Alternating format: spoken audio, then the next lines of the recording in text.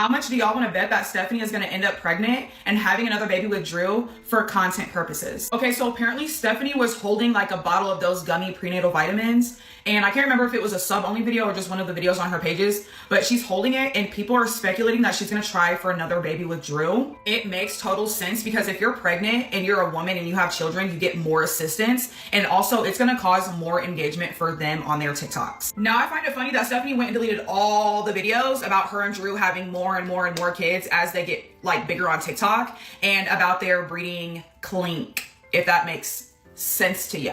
But the ones that know and have been following them and watching them for a while, y'all know what I'm talking about. It's giving very much 19 kids and counting. Yeah, that's what it's giving. All right, let's get into it, because the tea about Stephanie Jenkins is spilling all over the place and it's messier than anyone expected. Stephanie, the TikTok mom of 5 that a lot of people know for her chaotic family life, is now at the center of new rumors, and it's not just about her posting funny videos. People are seriously whispering that she might be planning baby number 6, and not for the heartwarming reasons you'd hope. This time, it looks like it's about chasing government aid, internet sympathy, and social media engagement. It all really kicked off after a comment Stephanie made during a live stream that had everyone's jaws on the floor. She casually mentioned that if she had met her boyfriend Joe earlier, she would have had even more kids. Me and Drew were together like way before we definitely would have more kids. Oh yeah, Sharon, how do you know? How do you know what I do? Maybe I don't share all of my life. And when you consider that they already have 2 kids together and have only been together for 3 years, it makes you stop and think. 3 years, 2 kids, on top of the 5 she already had before meeting Joe. And when they got together, they weren't even financially stable. They were squeezed into a tiny 1-bedroom apartment, barely getting by. Still, that didn't stop them from adding to their family. That choice alone had people raising their eyebrows, wondering what exactly Stephanie's priorities are. So now when she says she could have had more kids if Joe had been around earlier, it doesn't exactly sound like a sweet daydream. It feels a little more calculated, like someone looking at children not as blessings, but as assets. Because honestly, looking at the bigger picture, more kids seem to equal more benefits, more public sympathy, more TikTok views, and probably more money coming in from all directions. Can we stop supporting this terrible, terrible mom? Those poor kids.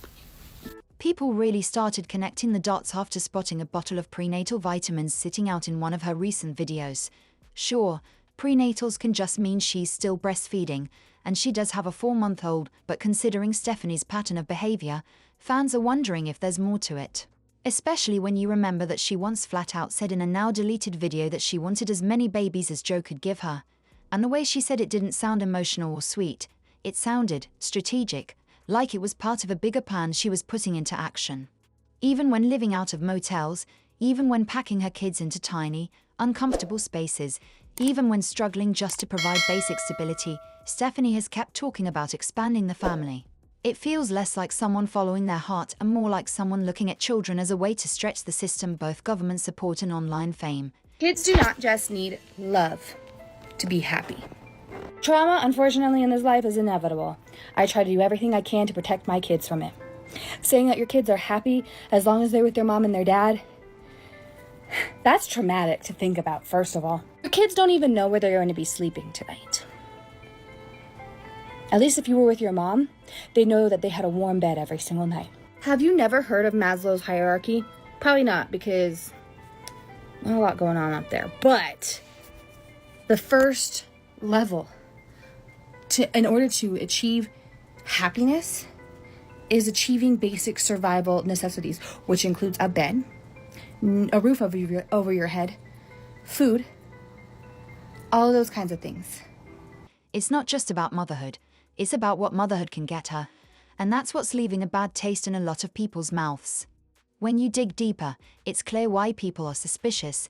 Stephanie and Joe live in Oregon, a state where government assistance like THAHNHF and SHNHAHP work. Very simply, the bigger your family, the more money you're eligible for. And since Stephanie and Joe don't report traditional jobs, TikTok money often flies under the radar. They qualify as low income. On top of that, Joe has reportedly claimed a health issue that prevents him from working, making it even easier for them to get through the system. And the numbers are kind of shocking when you look at them closely. A single person in Oregon can get around $291 a month for food. A family of 3, about $766. Stephanie's family of 7 could already be getting around $1,780 a month just in SNAP benefits alone. Add in cash assistance like TANF, and they could be pulling in almost $3,000 a month without a regular paycheck. And if they added another baby into the mix, those numbers would go up even higher. Plus, a larger family could mean higher chances for housing support, more program options, more everything. It paints a picture of someone who isn't just surviving but is almost playing the system.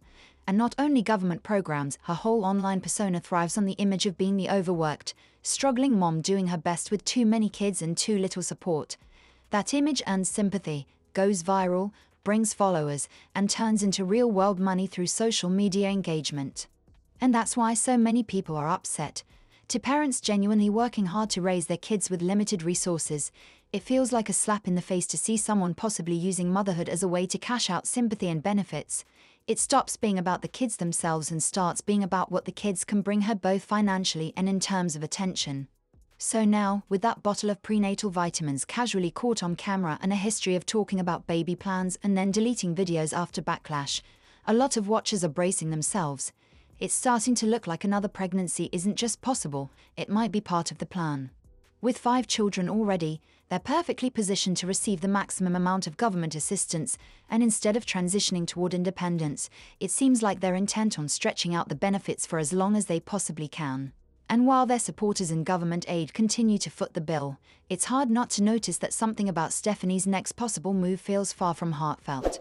If another baby is truly on the horizon, it doesn't come across as an act of love or a desire to nurture a bigger family. It feels carefully thought out, almost mechanical, less about adding life and more about finding a new loophole to exploit. Recently, Stephanie casually dropped a comment that should have raised serious red flags. In her usual way, half laughing, half serious, she admitted she's worried that the financial support they rely on might not last much longer. Anyone familiar with her tone knows that when she jokes like that, she's actually dead serious underneath. That little moment revealed everything.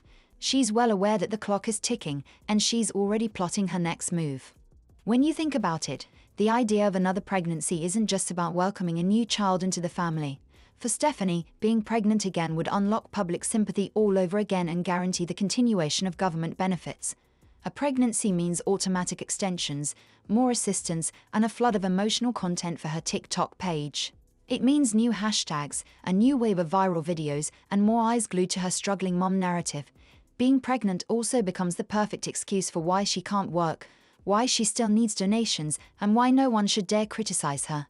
It's like hitting a reset button on the sympathy meter, buying herself more time in the cycle. In Stephanie's world, a new baby isn't just a child, it's a financial cushion, a content opportunity, and a shield against judgment. Once you see it laid out like that, it's hard to feel anything but disturbed. This isn't the story of a mother scraping by. It's the story of someone turning motherhood into a business model, manipulating every system she can reach, from social media platforms to public aid. Strategic, without a doubt. Loving, that's a much tougher call now. Scrolling through Stephanie's TikTok, the pattern becomes even clearer. Her content isn't just random chaos, it's chaos that's been curated for maximum emotional pull. Her videos don't focus on her kids' milestones, their smiles, or their victories. Instead, they show their saddest moments, their messiest rooms, their most vulnerable days, the struggles and brokenness that trigger immediate emotional reactions from viewers.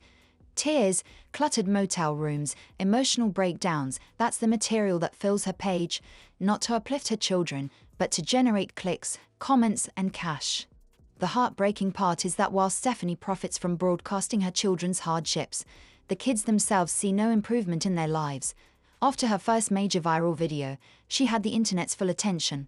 Donations were pouring in, opportunities were opening up, and for a moment, it looked like she could turn everything around.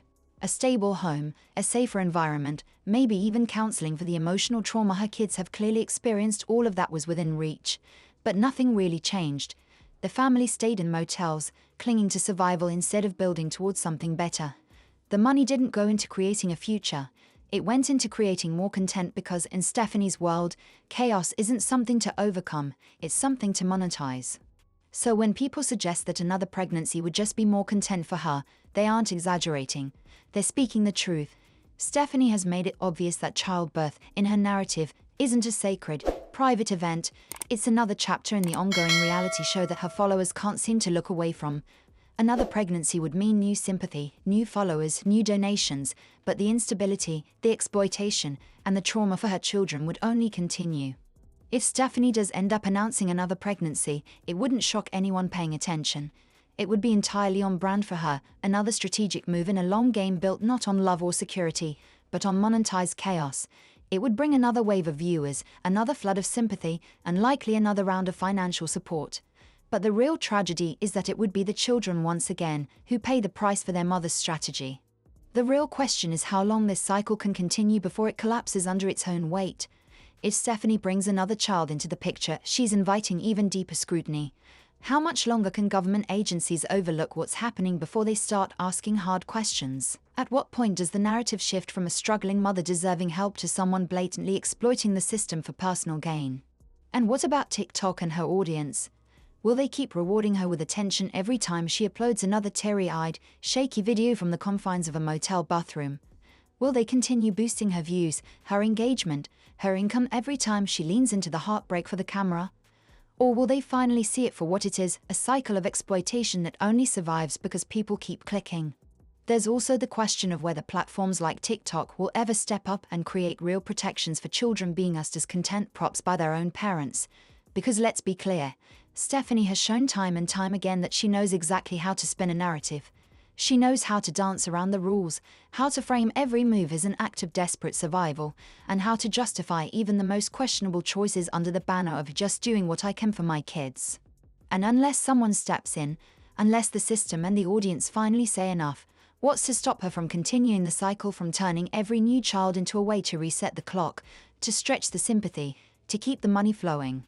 At the end of the day, if this really is her strategy, it's clear that it has nothing to do with building a family rooted in love and everything to do with building a brand. Every dollar earned, every view gained, every tear captured on camera, it's all being built on the backs of children who never chose this life, who never asked to be part of this spectacle. And that's the real tragedy, and that's the tea for today. Whether it's survival or straight-up strategy, one thing's clear, the kids are caught in the middle. Sound off in the comments like if you're shook, and hit that subscribe button for more truth, more tea, and no fluff. Catch you in the next one. Peace.